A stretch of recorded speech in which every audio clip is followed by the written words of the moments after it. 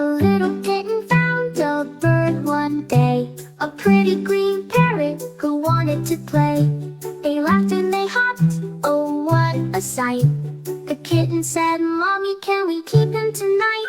Mommy shook her head, "No, he must be free. He belongs to the sky, not you or me." The kitten felt sad, with a tear in her eye. "Goodbye, little parrot, you go touch the sky." But later that night, with stars so bright, the kitten crept out in the pale moonlight. She searched and she called, "Parrot, where are you?" Mommy Cat saw and knew what to do. Mommy found the parrot, brought him back to stay. Let's all be friends in our own special way. The kitten jumped high, her heart full of glee.